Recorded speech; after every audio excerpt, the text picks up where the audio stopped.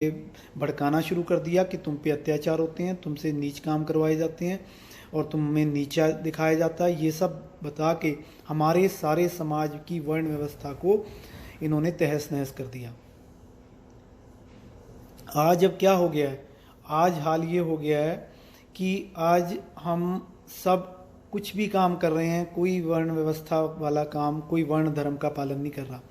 तो इस वजह से क्या है, एक पड़ोसी पड़ोसी को भी नहीं जानता। आज जब वर्ण व्यवस्था थी तो हम सभी की जरूरत पड़ती थी। हम एक दूसरे के साथ ऐसे जुड़े हुए थे क्योंकि हम एक दूसरे पे डिपेंडेंट थे, हम एक दूसरे पे निर्भर थे। हर काम के लिए एक निर्धारित काम ही करते थे लोग। ये नहीं है कि सभी ऑलराउंडर बनने की कोशिश करते थे। आज ऑलराउंडर बन रहे हैं, सेल्फ डिपेंडेंट बन रहे हैं। उतना हम अकेले होते जा रहे हैं, उतना हमारी एकता समाप्त हो रही है। एकजुट होने के लिए ऑलराउंडर नहीं बनना, सेल्फ डिपेंडेंट नहीं बनना, अपना अपना निर्धारित काम करेंगे, अपना निर्धारित वर्ण धर्म निभाएंगे, तब हम एकजुट होंगे। जैसे पहले हम एकजुट थे, जैसे शरीर के सारे अंग जब अपना अपना काम निर्धारित काम करते हैं तब शरीर सही रहता है, या हर शरीर अपने ऑलराउंडर बनने की, सब कुछ करने की सोचता है। हमारे परिवार का सदस्य भी जिसका जो जो काम है वो करता है तो एकजुट रहता है। हर डिपार्टमेंट किसी कंपनी के अंदर जब अपना अपना सही तरीके से काम करता है तो ही कंपनी प्रोग्रेस करती है। हर डिपार्टमेंट मनमर्जी करे, ऑलराउंडर बनने की करे कि मैं सभी काम करूंगा, तो क्या कंपनी चल सकती है? तो हमें ये थोड़ी सी अकल लगा के ये समझना होगा कि अगर हिंदुओं को एकजुट करना है तो हिंदुओं को अपने अपने वर्ण धर्म को निभाना पड़ेगा, अपने अपने वर्ण धर्म पे वापस आना पड़ेगा। उसके लिए क्या करना है कि जो मंदिर, धार्मिक संस्थान, हमारे धर्म से जुड़े गुरुकुल वगैरह जो भी हैं वो नए नए शुरू करे जाएं, बढ़ाए जाएं। ये काम ब्राह्मणों को करना है। ब्राह्मण अपने धर्म के प्रचार प्रसार के लिए जो मंदिर तोड़ दिए गए, इतने मंदिर, लाखों करोड़ों मंदिर यहाँ पे थे, अब वो दोबारा से और ज़्यादा मंदिर बनाएं। अपनी अपॉर्चुनिटीज़, जॉब अपॉर्चुनिटीज़ ब्राह्मण अपने वर्ण के लिए खुद पैदा करे। धार्मिक पर्यटन जो है, टूरिज़्म जो है, उससे जुड़ा हुआ, जो रिलीजन से, हमारे हिंदू धर्म से जुड़ा हुआ, जो सनातन धर्म से जुड़ा हुआ, उसको बढ़ाए, उसमें नई चीज़ें लेके आए। जो बस सर्विस है, रेल सर्विस है, उसमें ब्राह्मण वर्ण नए रोजगार पैदा करके अपने ही वर्ण के लोगों को इसमें लेके धर्म के प्रचार प्रसार का जो काम है वो अपने जिम्मे ले और धर्म के प्रचार प्रसार में ब्राह्मण लगे, वो उसका काम है।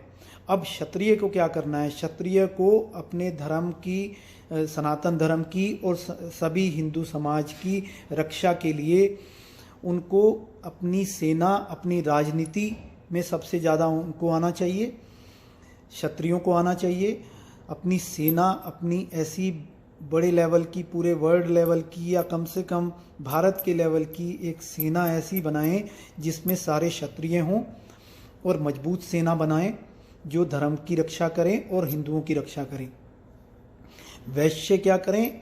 उनको लक्ष्मी का वरदान है, क्षत्रियों को शक्ति का वरदान है, ब्राह्मणों को सरस्वती का वरदान है। तो सब अपनी अपनी शक्ति को पहचानें।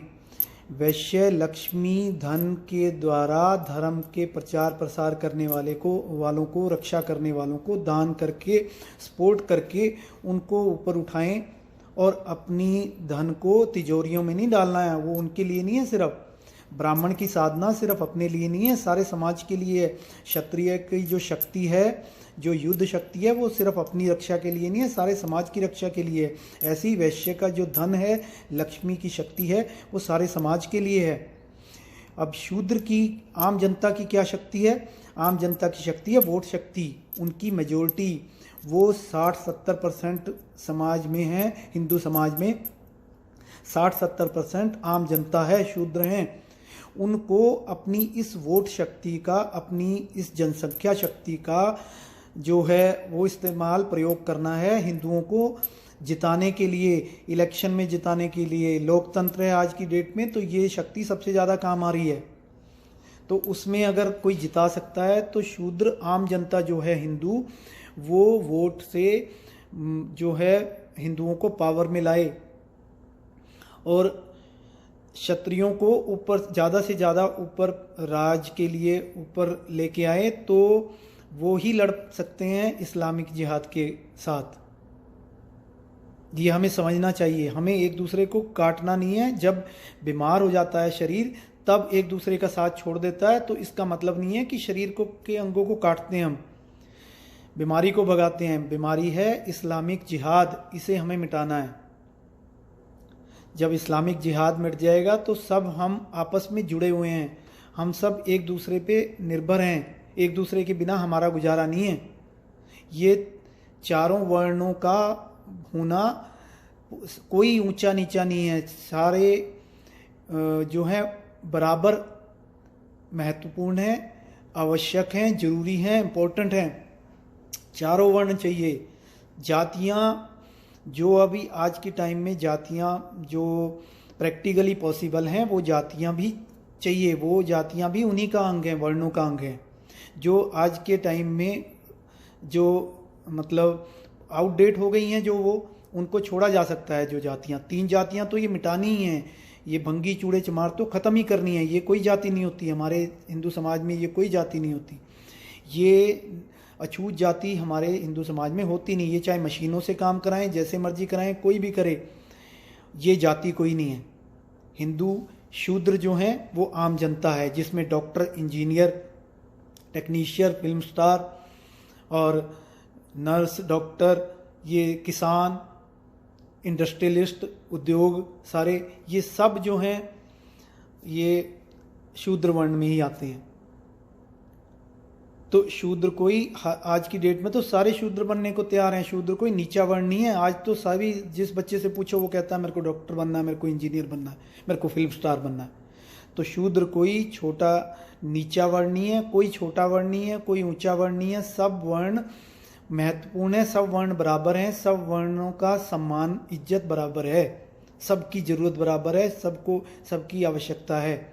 सब एकजुट होके मिलके, जैसे हमारा शरीर काम करता है मिलके, एक परिवार के सदस्य सभी मिलके काम करते हैं तब एकजुट होते हैं, ऐसी हमारी सारी वर्ण जातियां मिलके जब काम करेंगी तो ही हमारा हिंदू समाज जो है हिंदू एकजुट होगा। तभी हम इस जो इस्लामिक जिहाद है इससे लड़ सकते हैं। सभी अपना अपना काम करना शुरू करो, अपना अपने वर्ण धर्म को पहचानो। एकजुट होना, शोर मचाने से एकजुट नहीं होते कि एक हो जाओ, एक हो जाओ। एक होने के लिए अपना अपना वर्ण धर्म निभाओगे, अपने अपने वर्ण धर्म का पालन करोगे, अपने आप ही एकजुट हो जाओगे। कुछ अलग से, कुछ नया कुछ नहीं करना है।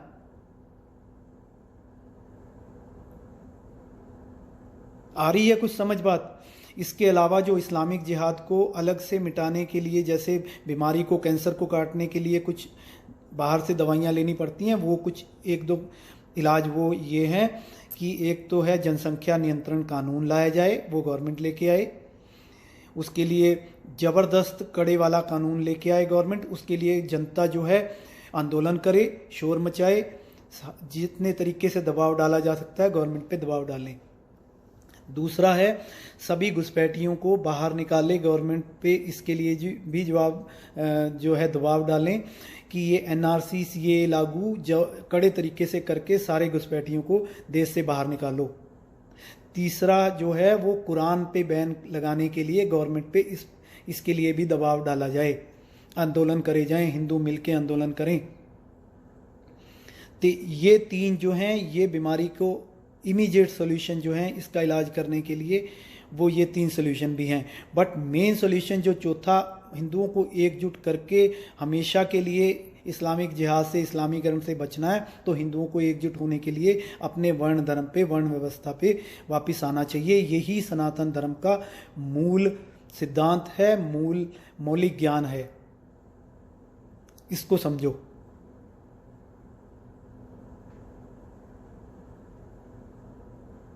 उम्मीद है कुछ समझ आई होगी हमारे को, और इस पे अगर किसी को कोई अभी भी समझ नहीं आई, कुछ और क्वेश्चन हैं, वो कमेंट्स में डाल सकते हो, उसके जवाब मैं अलग से दूंगा। बाकी मेरा फ़र्ज़ था समझाना, जिसे समझ आनी है आ जाएगी, जिसने नहीं समझना वो कभी नहीं समझ सकता, और जो जानबूझ के समझना नहीं चाहता उसका कुछ किया नहीं जा सकता। और जानबूझ के जो जिहादी षड्यंत्र डाल के बीच में भड़काने वाले जो वो चल रहे हैं षड्यंत्र, वो हमें उनसे तो बचना ही है। धन्यवाद। जय श्री राम। सनातन धर्म की जय। भारत माता की जय।